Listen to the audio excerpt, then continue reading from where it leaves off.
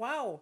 What I'm realizing there is that all the barriers you just named are mainly related to how other people act, the decisions that are made, and how the environment is built. Watch it. You're listening to the Disability Program Specialized Services Podcast.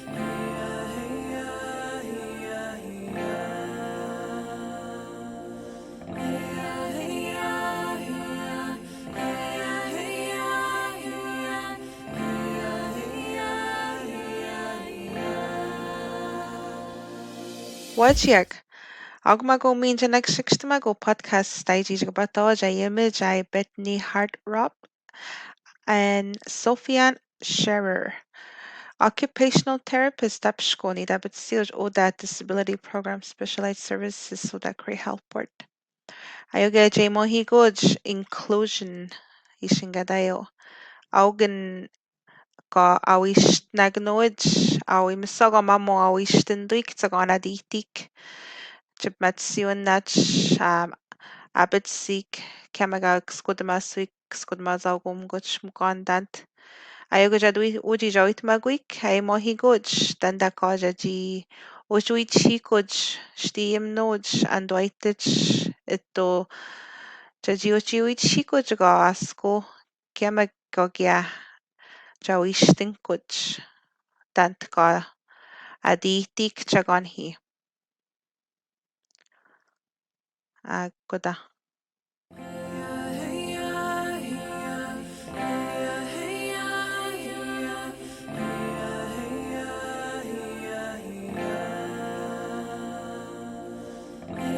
Watcha. My name is Sophie-Anne Scherrer. Wajia. My name is Bethany Hartropp. And today we are going to talk about the importance of making sure that everyone is able to participate in the life of their community, the challenges, barriers that they may face in doing that, and a few possible solutions. Sophie-Anne, it is so good to be here and discussing this topic of accessibility and inclusion with you, as I know it is very close to both of our hearts. Yes, this is a really important topic. As occupational therapists, our role is to help people do what is important for them in their life. So we work around this topic every day.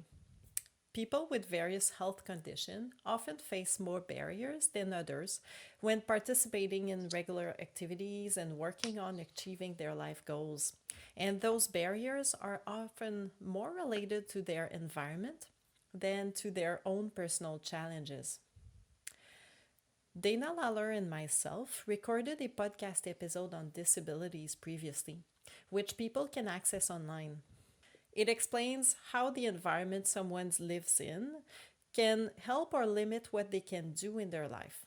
Today, we will talk more about the importance of finding ways to help everyone with or without disabilities to participate in the regular activities of their community. So, Sophie-Anne, this makes me think about the story of Sydney. And Sydney, she was a woman with a great sense of humor. She loved to spend time with family and friends, and she enjoyed being outside and going to camp. She was born with a condition that meant she had to use a wheelchair.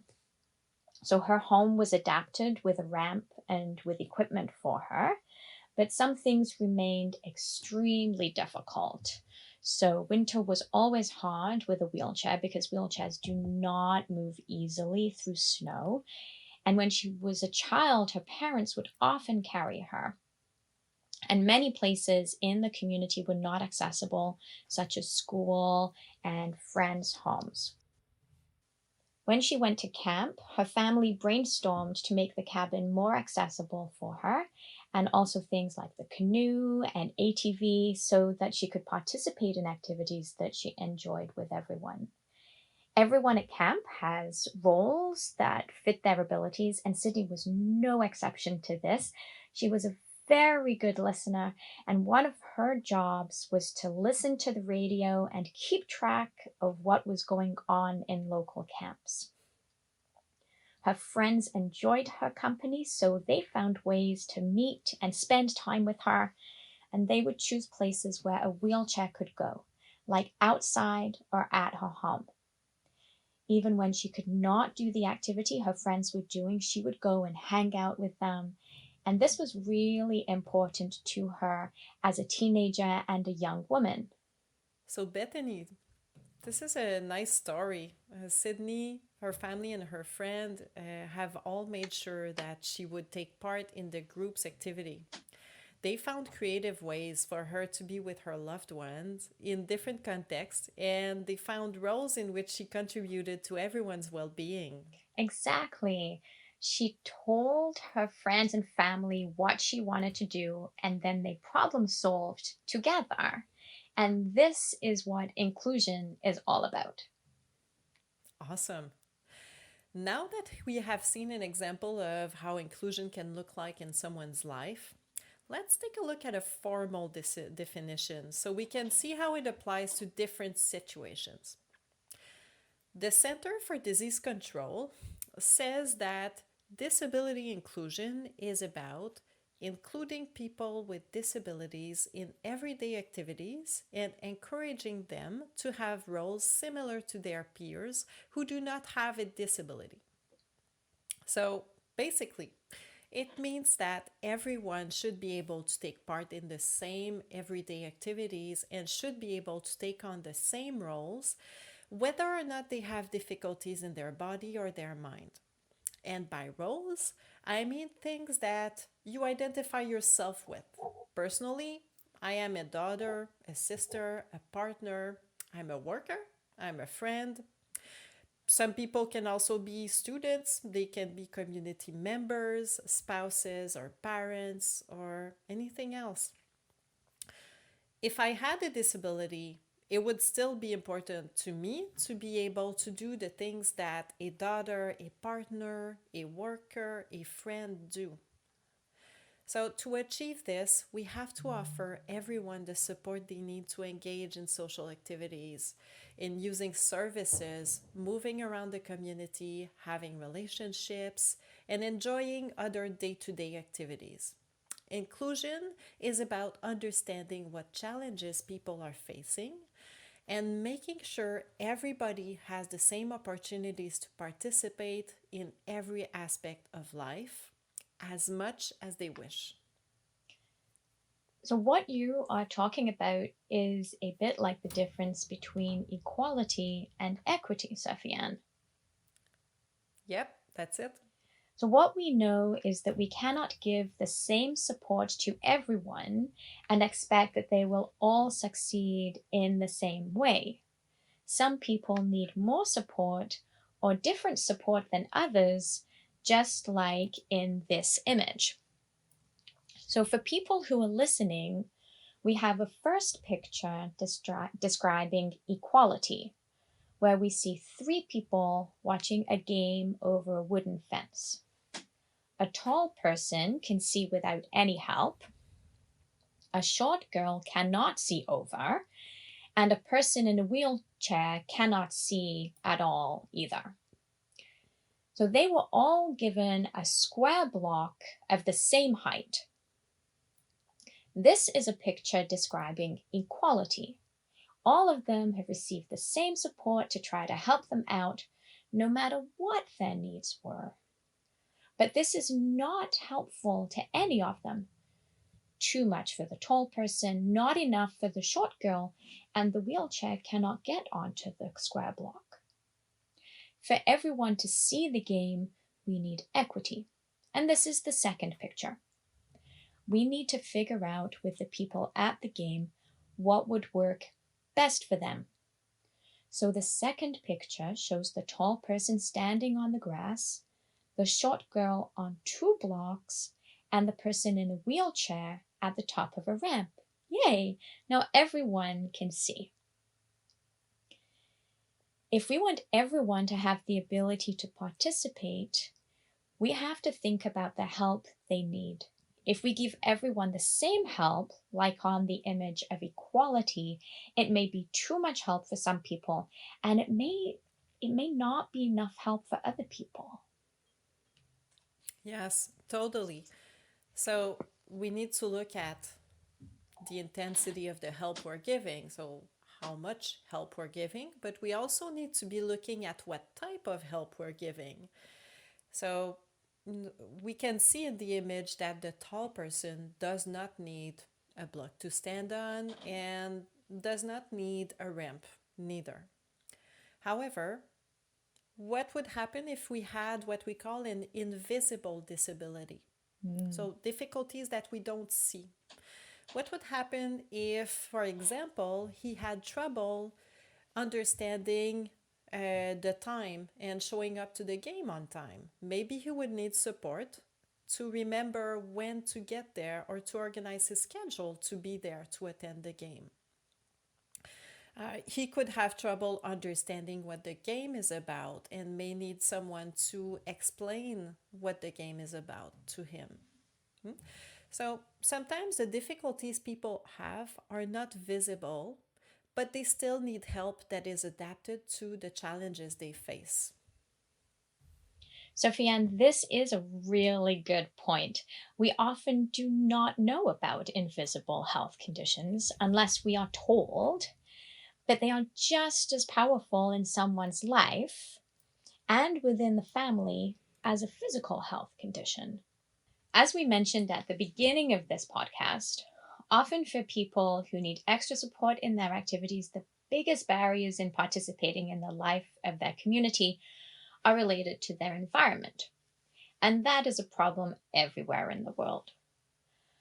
The World Health Organization has identified the main barriers, and I'm going to list some of them, and then we are going to discuss possible ideas to overcome them together. So first, the person does not get enough help and support from others. The second barrier is that the person does not get the right services or adapted equipment. The third is programs, events, and activities have not been planned thinking about how to include people with disabilities from the start. Fourth barrier is community members may not feel comfortable interacting with people with disabilities, and so may avoid it because we're not sure how to do this. And the fifth barrier is a lack of physical accessibility. Okay, wow. I know it's weird to say this, Bethany, right after you named a lot of barriers, but what I'm realizing there is that all the barriers you just named are mainly related to how other people act, the decisions that are made, and how the environment is built. Yes. So, to me, this is great news because it means that we all have the power to change some of it by becoming more curious about people with disabilities and their needs and by finding ways to help them out. Am I right? You are right. Huh. Okay, then. Let's talk about different ideas to get over these barriers then. Absolutely. So a few things to consider. Firstly, some of the ideas that we're about to talk about might already be in place in a community. If not, these are things that could help and that people listening to this podcast could try. Also, things do not have to be big to have a large impact on a person's quality of life. So, the first barrier that we talked about, and the second, the first one is that the person does not get enough help and support from others. And the second talked about having the right services or adapted equipment. So to respond to these two, we're going to talk about them at the same time. The first step is to state what is needed. If you are a person who needs support to participate in your community's life, as much as possible, speak for yourself and say what you would like. Tell people around you if you want to participate, do an activity, attend an event, have a job, go to school, etc. It is the first step to being included. Speak out with your family and friends, your community organizers, healthcare providers, the band council. Help others understand what kind of support you need and how you see it being put into place best for you. Ask questions if anything is unclear. You are the specialist of yourself. And for people who are friends or family members of someone with a disability or someone who has different needs for support, keep in mind that you have an important role to play. Sometimes it's difficult for the caregiver or for the person to speak, as they may be so busy trying to manage their day to day life with all the barriers that they face that they may feel too tired to start advocating, asking for more support for themselves.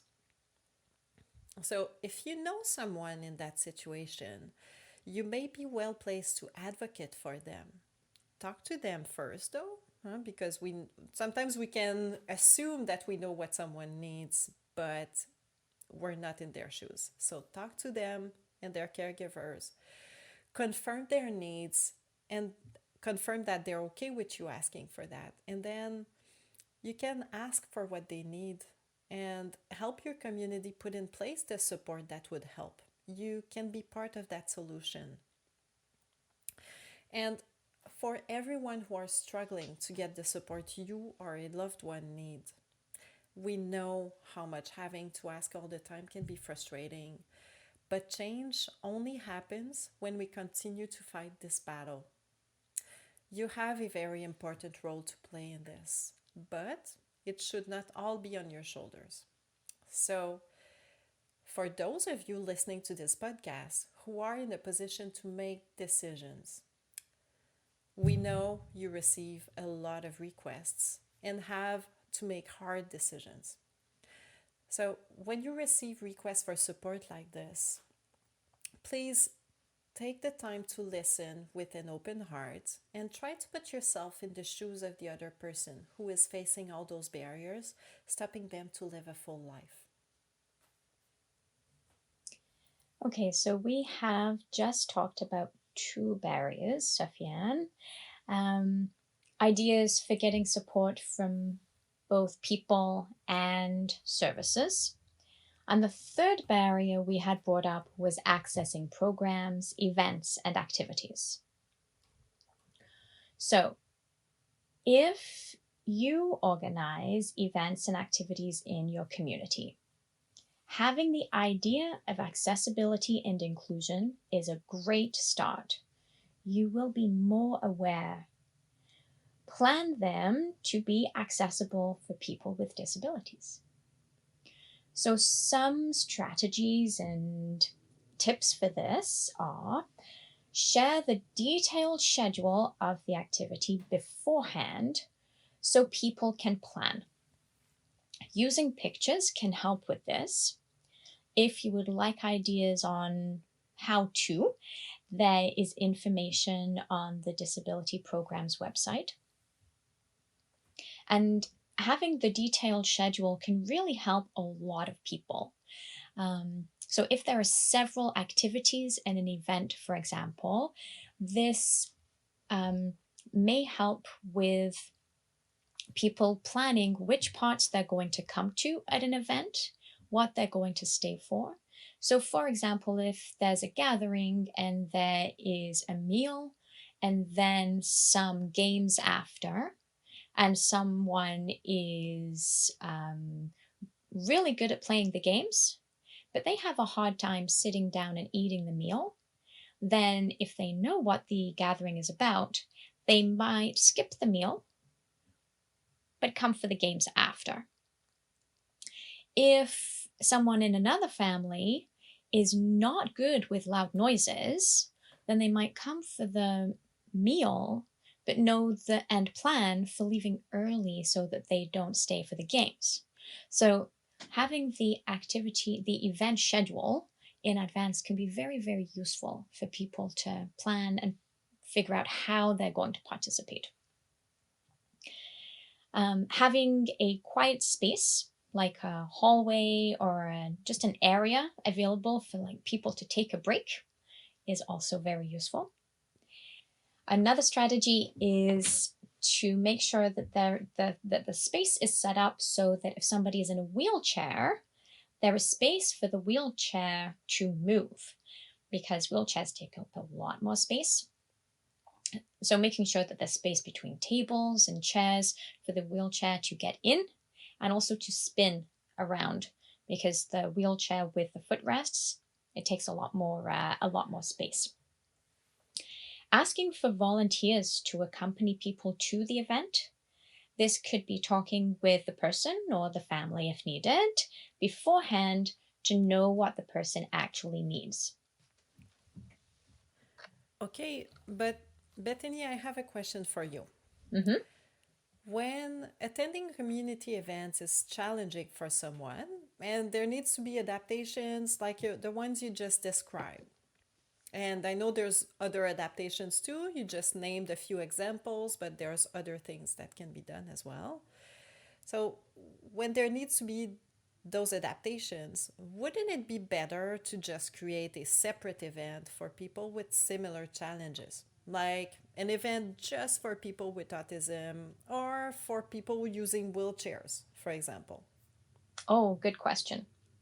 So offering separate programming is necessary and useful in some situations to offer a very safe environment to learn new skills or to give a chance to interact with people who experience similar challenges.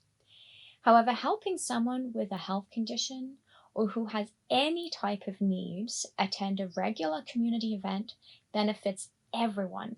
The person and the family will get to enjoy some well-needed social time. The community will get to spend time with that person and will get to know them personally as another human being rather than only seeing differences.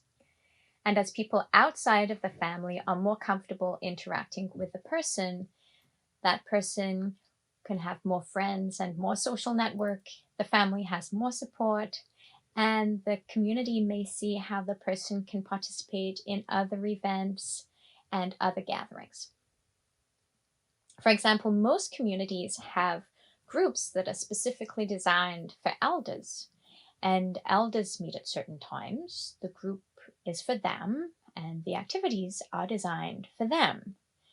The elders also attend community gatherings, and both benefit from the gatherings and contribute to them.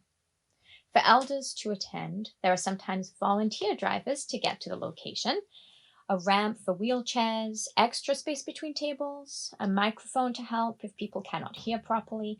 These are all simple strategies that help elders participate in the gathering. Yeah, that makes a lot of sense. So, just to summarize, to make sure I understood well what you said, making the effort to organize events that anyone can go to will help everyone, from community members who can become more comfortable interacting with each other, to caregivers who become less isolated, and to people with different needs who get to live a fuller life. And the solutions are often quite simple and don't cost much, just like the ones you mentioned. Oftentimes, we just need a little bit of teamwork and creativity to put them into place. Did I get this right? Yes, that's right. Yeah. So moving on to that fourth barrier of when community members may not be comfortable interacting with people with disabilities.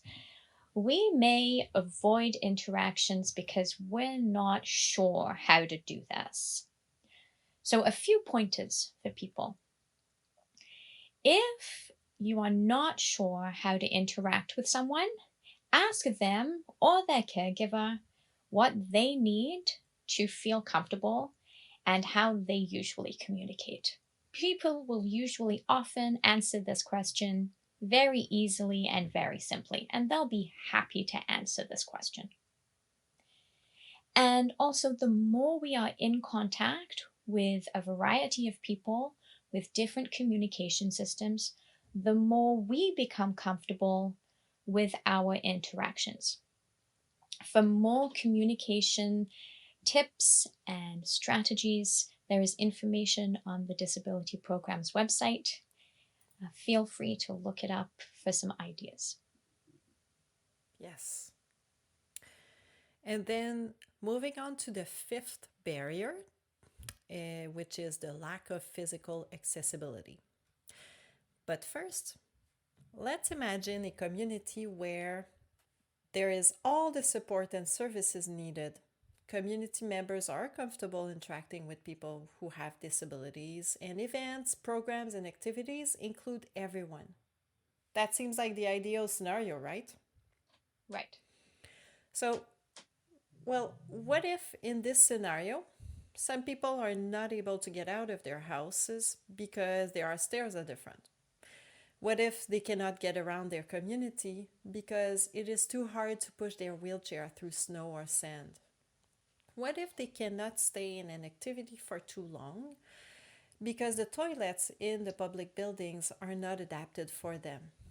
There may be really nice programs in this community, but people would not be able to get to them. That is what physical accessibility is about.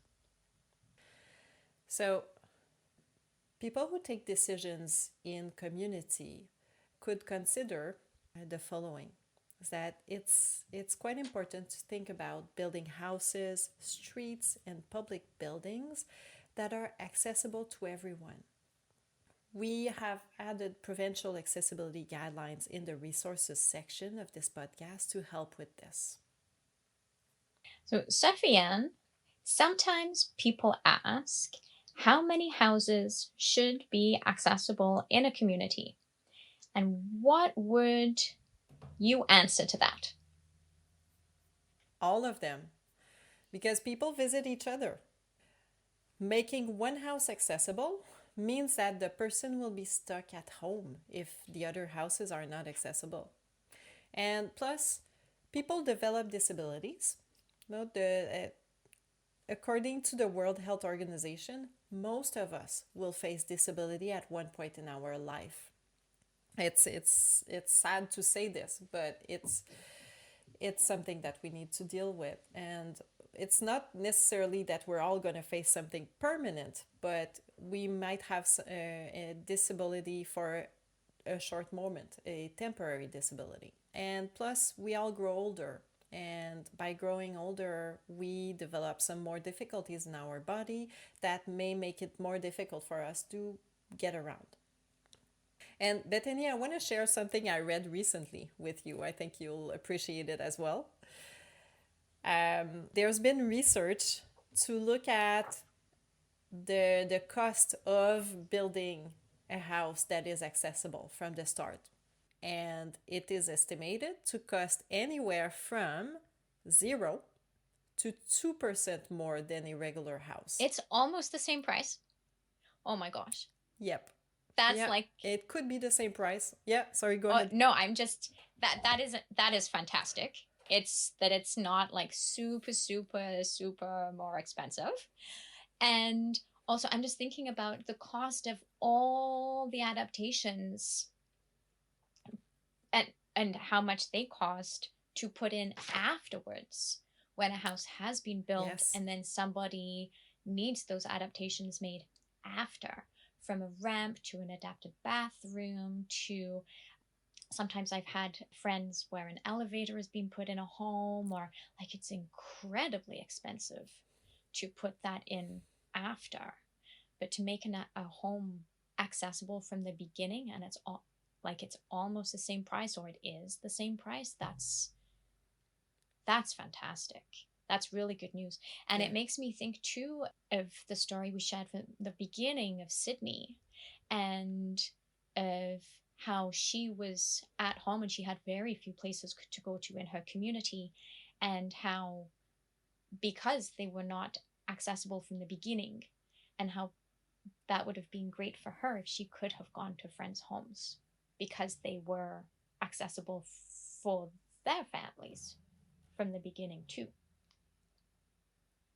So to recap, we just spoke about different ideas to overcome some of the main barriers that people face when trying to participate in the life of their community. These ideas are about asking for and getting enough help, services, and equipment, thinking of how to include everyone when planning an event, activity, or program, getting more comfortable with interacting with people who have different challenges and getting to know them as a person. And finally, making the entire community accessible to everyone, no matter what they need to get around. Now, those ideas help all of us because everyone needs support sometimes and everyone needs to connect with others. Making the life of a community more inclusive and accessible will help everyone have an easier time.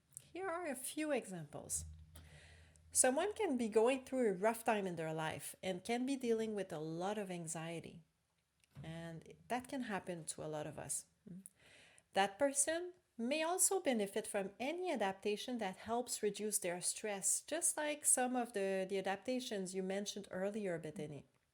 If there is a quiet space or the schedule of an event is given in advance, they are more likely to feel good about going to that event. Another example is about accessible housing, streets, and buildings. They help everyone, from women who are pregnant and have more trouble getting around, to parents carrying strollers, and to people carrying heavy stuff or moving furniture.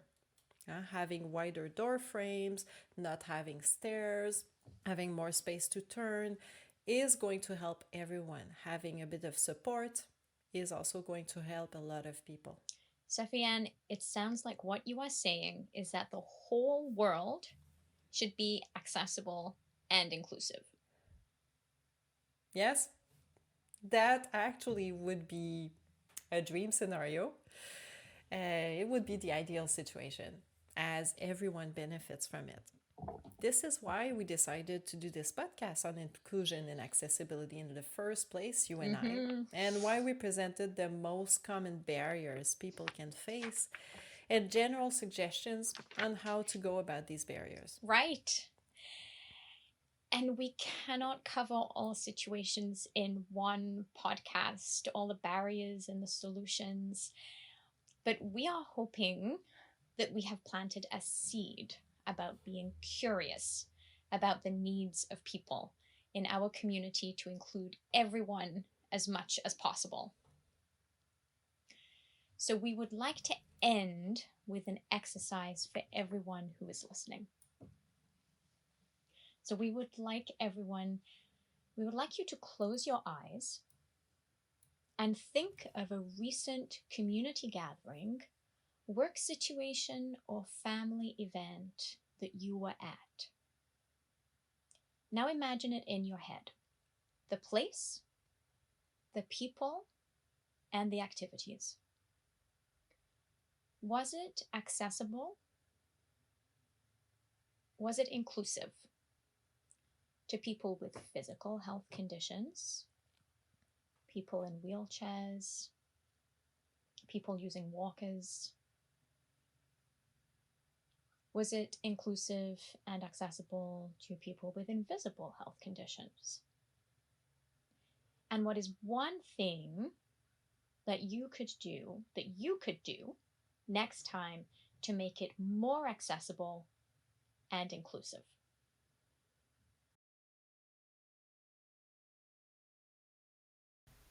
Thank you for listening to our podcast. We are sending out a special mention to all the people who are living with or helping someone with a disability. We know and appreciate all the hard work you do. Thank you to Pasha Abraham, Geneva Kunishish-Voyager, Christy Hester, and Ida Hester for sharing their expertise and perspectives with us during the creation of this podcast. Thank you to Catherine Washipabano for her help in translating parts of this podcast. Thank you to the DPSS Working Group, Trevor Friesen, Jessica Jackson-Clement, Chanel Kapashisit, Dana Lola, Cynthia Miller-Lotman, Amy Parsons, and Catherine Washipabano. And thank you to our editor and producer, Michael Lotman. Miigwech, James Kumudin.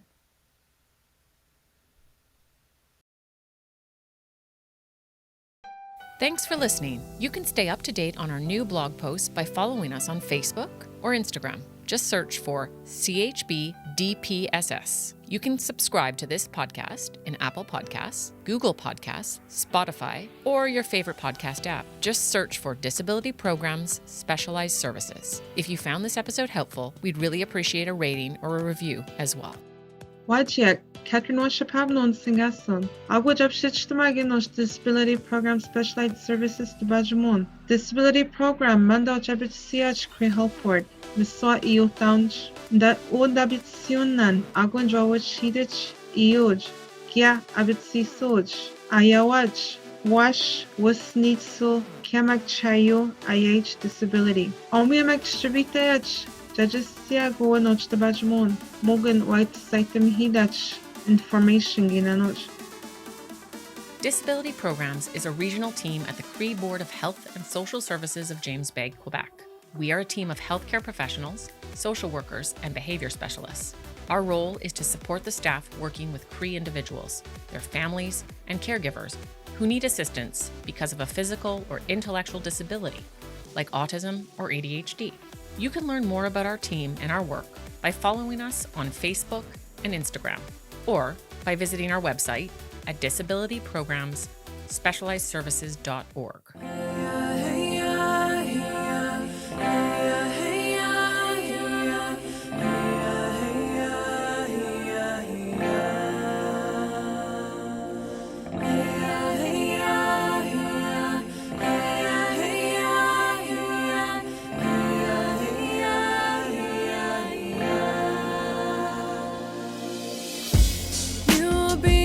Journey, and I will find my way to the purest sunsets, the land the trees that bay.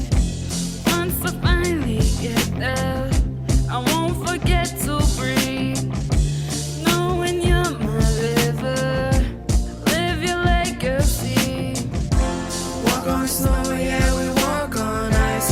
Wind will blow anytime it's right. Da da da, carry the drums through the darkest night. Keep on laying, don't lose that fight. Squeeze your hands and use that might. Da da da da, carry the drums through the morning light. You can be my legend, and I could tell your tale. You give me the courage, and I will always say. Promise a land to fight to keep, 'cause we're only she, you and me. She, you and me. She, you and me. Remember where you're from, stay connected to your roots. Always do what you love and you'll never be the fool. Be the fool. Nah. Keep heading to the sun like the one with what you do. It's what you do. Carry on the drums, play the rhythm of the truth. Of the truth. Yeah, I'm retracing your steps as you sharing stories. I'm living in your future, you prepared it for me. You gotta know your past to represent your heritage. The EU history, let's tell these people where you live. Squash, ni insaitan. Indan ga hisis ko mashuyan. Muktan ga jisnis kaman. Atak sundais indan jis bibskushian. You can be my legend, and I could tell your tale. You give me the courage, and I will always sail. To you I make this promise, a land to fight to keep. 'Cause we're only she, you and me. The light we set for others will help them understand. A history to discover, don't let them take a glance.